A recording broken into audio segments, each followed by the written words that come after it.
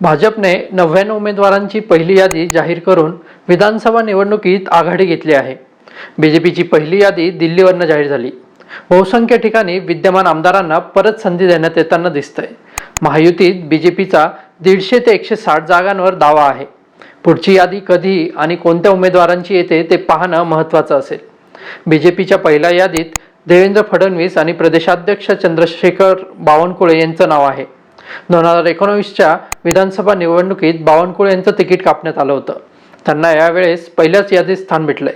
त्यांच्यासोबतच लोकसभेला पराभूत झालेले सुधीर मुनगंटीवार यांना परत एकदा संधी देण्यात आली आहे. अशोक चव्हाण यांची कन्या श्रीजया चव्हाण यांना भोकरमधून संधी देण्यात आली आहे. चंद्रकांत पाटलांना कोथरूडमध्ये पुन्हा एकदा उभं करण्यात आलंय, तर राधाकृष्ण विखे पाटलांना शिर्डीतून उमेदवारी मिळाली आहे. नाशिक शहरातल्या 3 पैकी 2 जागांवर बीजेपीने उमेदवारी जाहीर केली आहे. नाशिक शहरातल्या 3ही जागांवर बीजेपी पक्षांतर्गतच तिकिटासाठी बरेच उमेदवार प्रयत्न करत होते. नाशिक पश्चिममध्ये तर विद्यमान आमदार सीमा हिरेंविरोधात 8 ते 10 बीजेपीच्या नेत्यांचा गटच विरोधात उभा राहिला होता. सीमा हिरे यांच्या उमेदवारीस त्यांचा मोठा विरोध होता. आमच्यातलं कोणालाही उमेदवारी द्या, पण हिरेंना नको, अशी त्यांची मागणी होती. पण आता वरिष्ठ पातळीवर झालेल्या हालचालींमुळे सीमा हिरेंना सलग 3दा उमेदवारी मिळाली आहे. सलग 2दा त्यांनी नाशिक पश्चिममध्ये विजय मिळवलाय. शांत, संयमी चेहरा, महिला उमेदवार आणि बीजेपीच्या वरिष्ठ नेत्यांच्या मर्जीतील आमदार या कारणांमुळे त्यांच्यावरच पक्षाने विश्वास दाखवला आहे.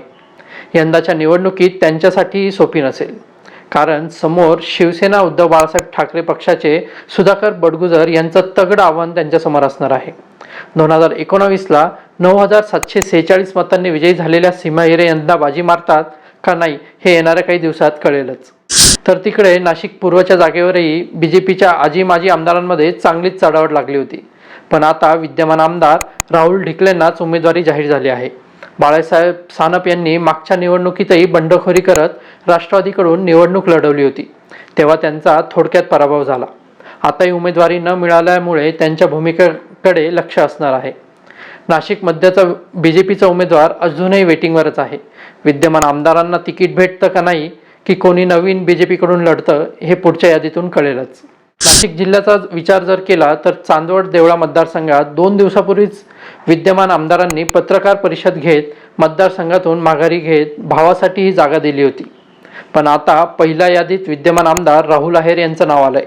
त्यांचे भाऊ केदारनाना आहेर यांना फिक्स वाटणारं तिकीट ऐनवेळी राहुल आहेरांनाच गेलंय.